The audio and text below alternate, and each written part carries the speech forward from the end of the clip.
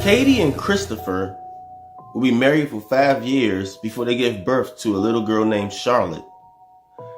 And Charlotte in this story was a happy young lady. She used to always run around, play, and really connected with her parents and stuff. And they moved into this house and finally got their life settled, and everything they expected and wanted and needed was happening. So this life was going perfectly fine. They had a perfect neighborhood.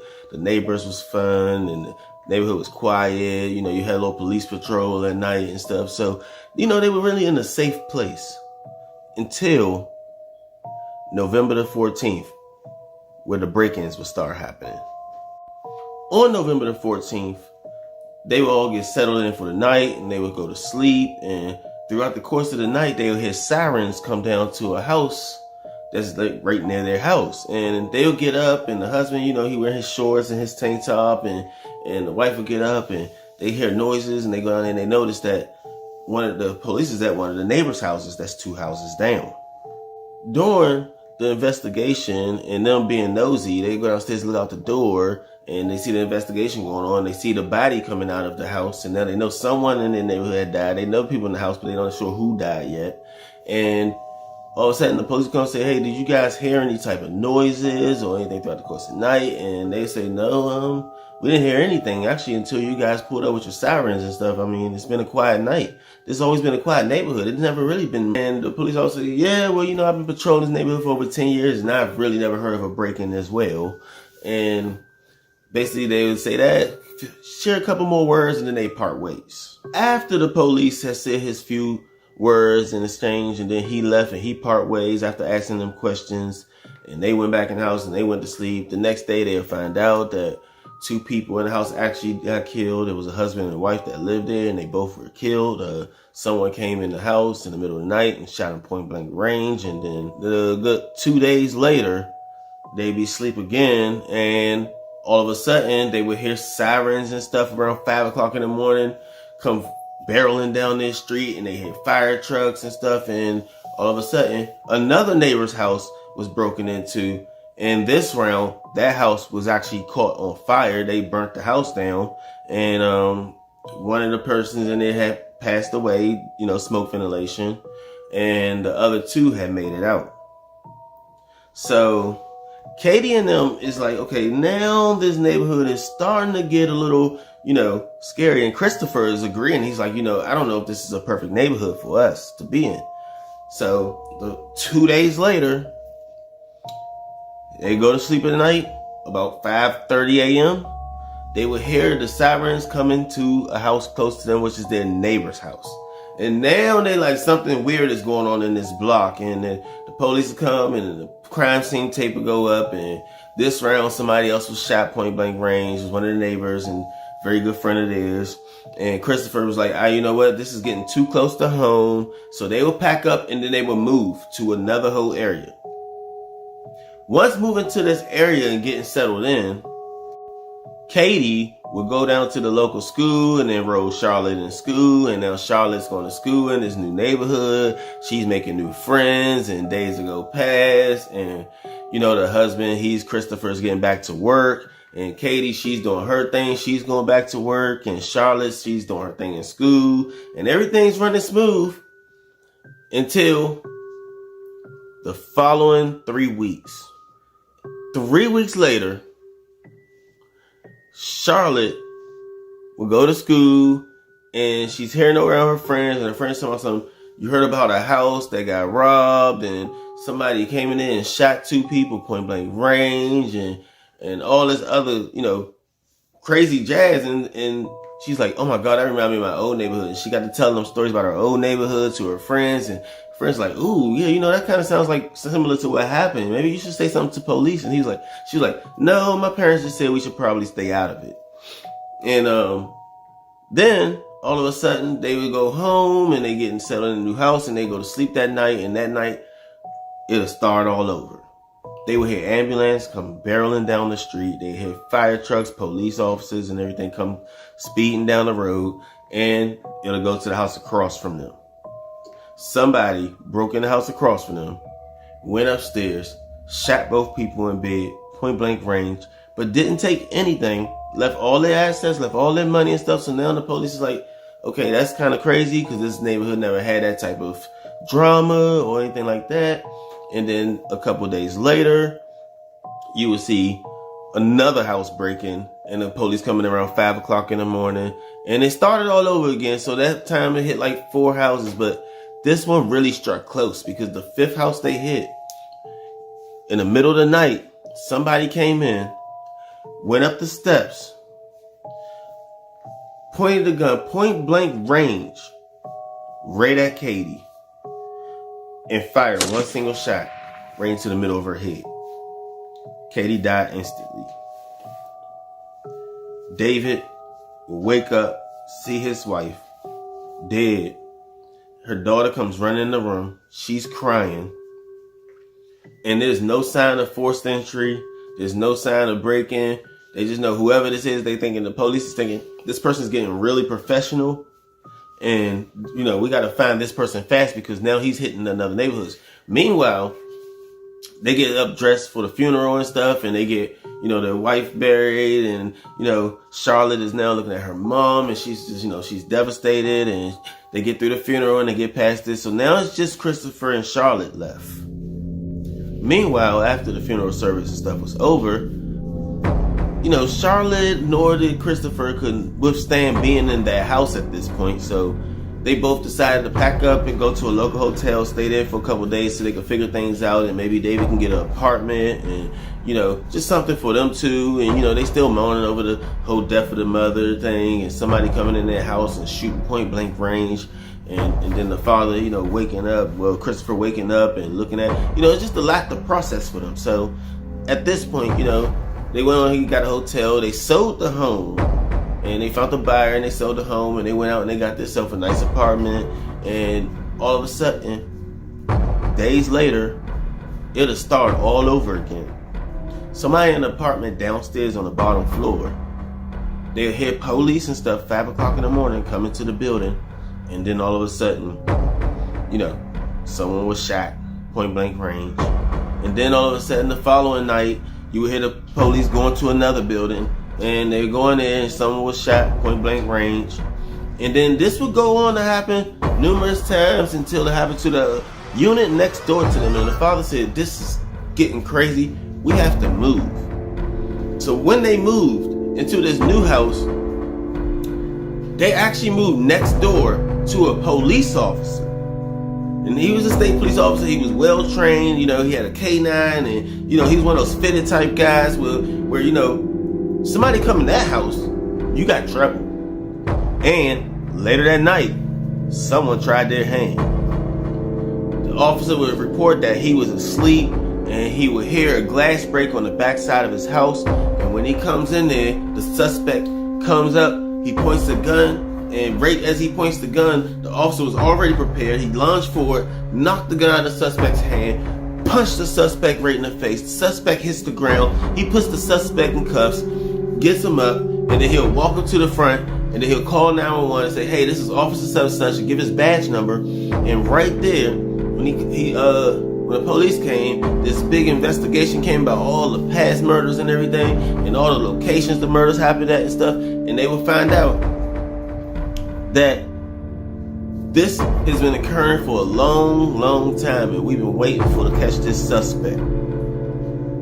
But at the same time, Charlotte hears all this, and she gets up and she runs downstairs, and she's looking for her dad, and her dad Daddy must have already got up and heard that too and ran next door. So she go out there to look for her dad, and when she goes out there, she will see her dad standing there, but he's in cuffs.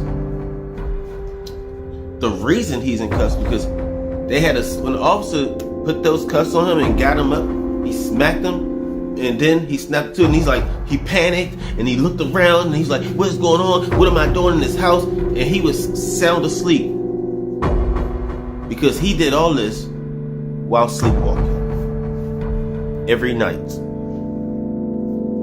So let's rewind time. That means when they moved into that first neighborhood, Christopher would get up and he'll, middle of the night, go down to the other house, walk in there, shoot both people in the head, point blank range, and leave, and then go back home and get in bed, and then wake up when the police and hearing the sirens come riding down the street to go investigate a murder that he just committed in his sleep. And then they'll get back up, and he don't even know he left, and go down there and be shocked by it. So the killer that they were moving away from, they couldn't get away from because it was him. So that also means the night that he thought somebody came up the steps and went in the room and shot his wife point blank range in the head, no. That means he rolled over in his sleep, reached in the drawer, grabbed his pistol, rolled back over, pointed it at her, shot her, put the gun back, and then woke up because the daughter came running in the room. Charlotte came running in the room yelling, and it woke him up out of his trance, and he looked down and realized his wife was dead and said, I can't believe I slept through this. And the entire time, Christopher, was the one committing all these murders. When they moved into the apartment and then somebody died downstairs, that means him in his sleep went downstairs. And the police and the court and stuff did not believe this. So they did an experiment. They put him in a cell, loaded a gun with blanks, and then left it there. And eventually, they just waited. 2 days ago passed, nothing happens. But that night, something would happen. He'd get up in the middle of the night, take the gun, and start firing at the guards. But, of course, it was blanks. They went in there, they shook him and woke him up. And that's why he's not on the top crime murder list or anything, is because they justified he was sleepwalking. It's a disorder. So it's not countable, So he didn't go to jail for it. They moved him far out in this island where he just lives by himself, and the only people he gets to see are doctors, lawyers, attorneys, or anything that's important like that goes and pays his bills for him. And his daughter still comes and see him all the time. And his daughter, as he was sleeping at night and stuff, killing people in the past, and not knowing he did it, not intentionally killing people in the past. His daughter, on the other hand, she got older, she graduated college, she got a nursing degree, and then she went on and got her doctor's degree, and she became a very big time doctor. So the past was about murders, and now she's all about saving lives.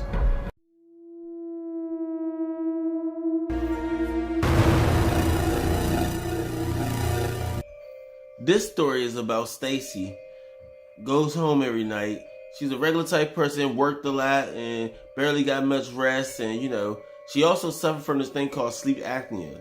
And sleep apnea is like, a person's airway is just messed up and they don't really get the adequate sleep, and they're narcoleptic at that. Sometimes they have a tendency to pass out or just fall asleep at random moments and stuff. But she, in her dream, would go to sleep every single night, and she had this dream that some man is sleeping in her living room and using her utilities, using her stuff and stuff. And every time she wake up, the parts of her dream from the night before will actually come true. She'd go downstairs one day and she opened her refrigerator up, and she'll realize that's not how she left the tomatoes. And it was just small stuff like that. The next day she'll go to sleep, and in her dream she had a dream the man was in the bathroom and shower water running and shaving and stuff. And the next day she'll go to the bathroom and realize her little utensils and stuff in her medicine cabinet is all out of place. And she's like, maybe it's me, I got sleep apnea and stuff, and then I got all these health issues. Maybe it's because, I'm sleepwalking and I'm doing all this. Even though she knew that wasn't true, she convinced herself that it's true. But things took a turn to the worse after the third or fourth day of her having this experience, because on the third or fourth day, things started getting a lot more weird. She would unplug the TV before she go upstairs and go to sleep. But then when she get upstairs to go to sleep, she'll think she hear noise in her dream and someone's watching TV and stuff. And then she'd get back up the next day and she'd go downstairs and get ready for work and stuff. And as she walk past, she'd look down and say, I remember unplugging that TV. And then all of a sudden the TV is plugged back in.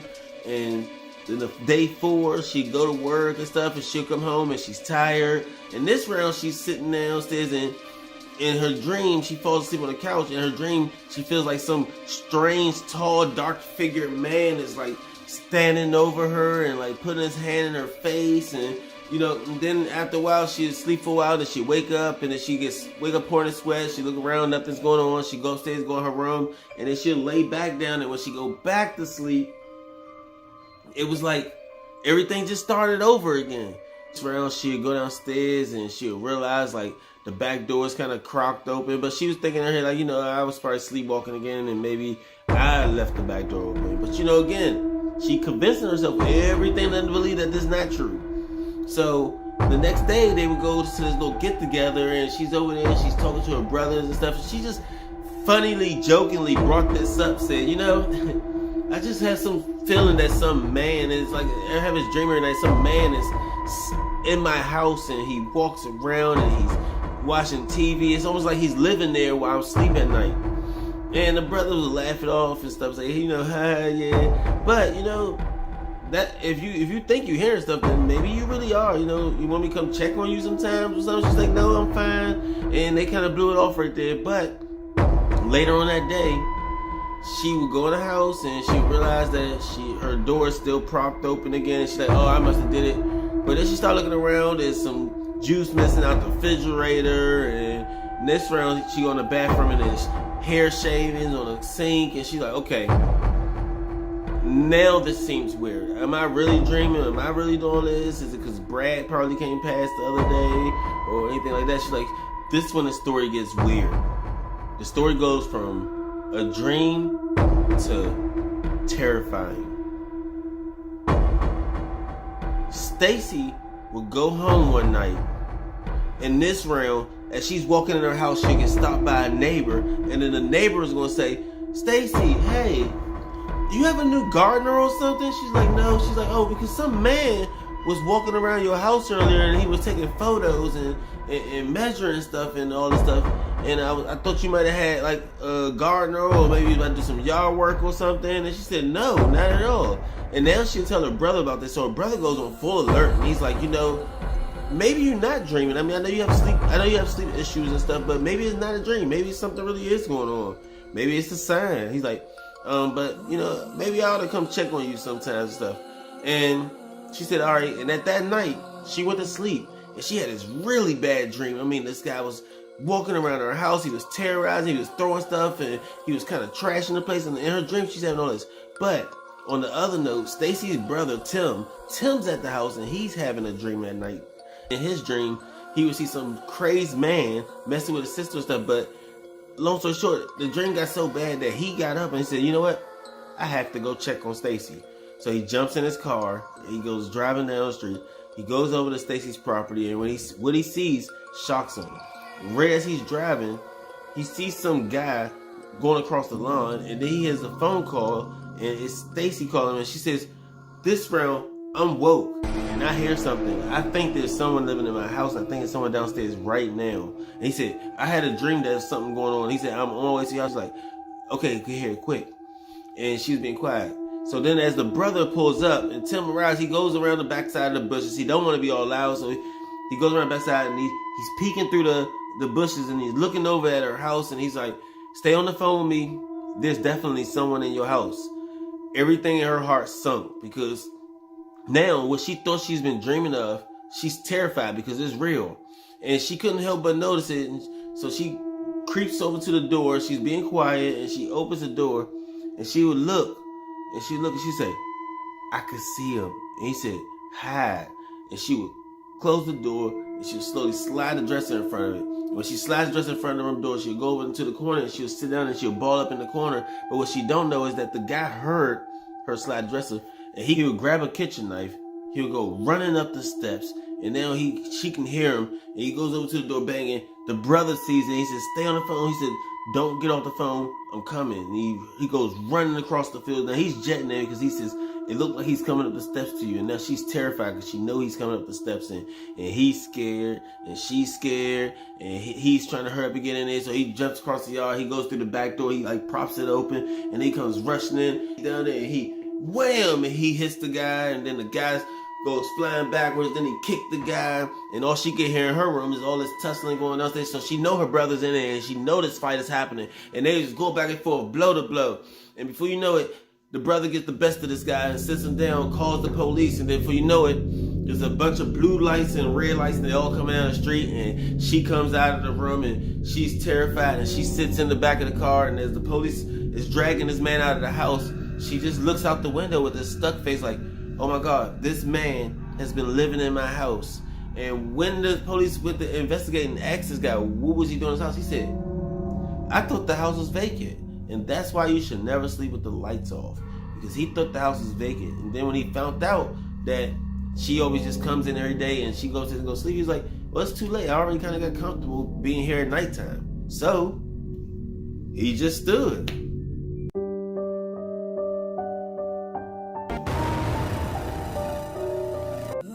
Emily was a very good, uplifting spirit, happy type of girl. She went to school, always maintained good grades, got along with her teachers, and she never had a problem with dreams or anything until probably about a week after her teacher would take off, and she got sick, and it was a substitute teacher that came in to take the slack of her, and this substitute teacher would come and he'd teach the class, and everything goes normal every day in class. There's nothing wrong with the substitute teacher or nothing, but for some reason when Emily go home, she started having these dreams at night. And in her dreams, the first time she went to sleep and she pictured her as some woman arguing with some guy, and then she'll go to sleep another night and she'll picture some guy like choking her and like yelling at her, like putting her hands on her and stuff.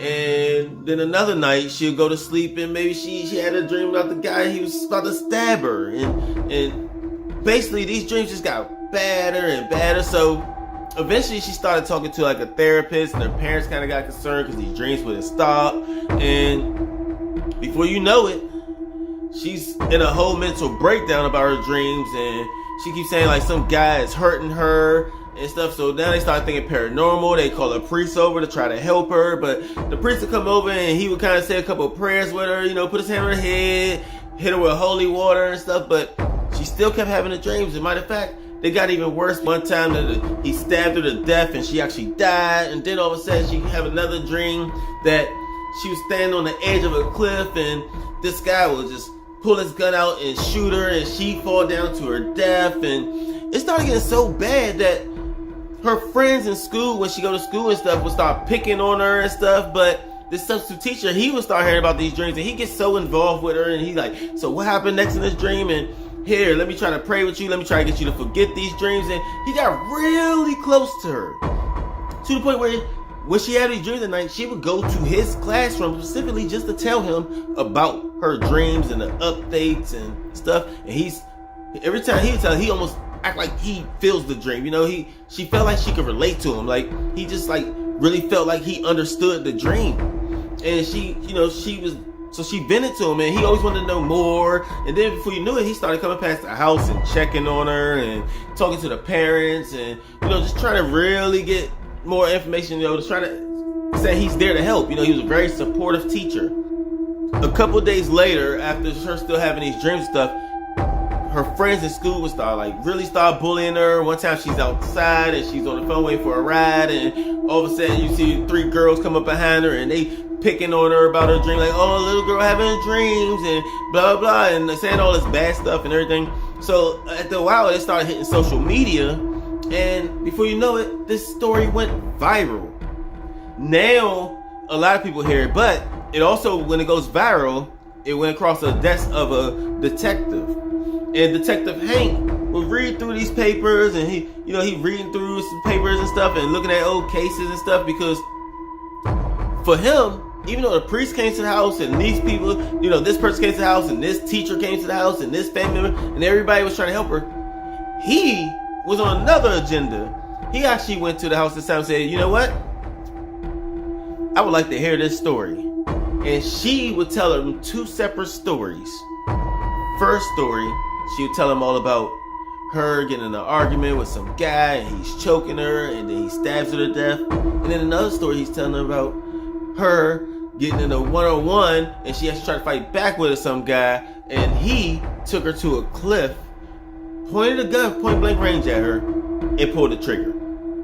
So the officer's all thinking he's scrounging up and stuff, he's writing down what she's saying and stuff, and he seems like he's really invested. And he said, okay, thank you for your time, we'll be in touch. And then he'll leave. When he left the place, he would go back to his office, he'd jump on his computer, and he'd start doing some homework, making phone calls, and now he got other people involved, and they in the filing cabinet, and they pulling down files and everything. And they started looking through case files, and then eventually this one detective would say, I think this is it right here, I found it. And then the detective would get up, Hank will walk over to it, he'll look at the thing and say, thank you, yep, this is it. This is all I needed. And then he went back to the kid and started asking the kid more questions, and the kid would give him the answers and stuff, and he said, okay, I think I got this all figured out. At which point, you'll see a bunch of police officers, you'll see a bunch of detectives and FBI and everything. You'll see them all putting suits on and stuff because they was headed to talk to one more person. And this person they wanted to talk to was at the elementary school because they needed to talk to the substitute teacher. So they all get in, they come out, they go around the school with their guns and stuff drawn, and they would creep around the backside. You had some at the window, stuff. At this point, they evacuated the school building, had all the staff and stuff come out and all the students and stuff, and then they would go down the hallway and they'd go into this classroom, and he broke. He whipped out a pistol, tried his hand on shooting the officer. One of the officers would shoot him back in his right arm, and the gun would drop. He'll go over there, hit him to the ground, put him in cuffs, and walk him out the school.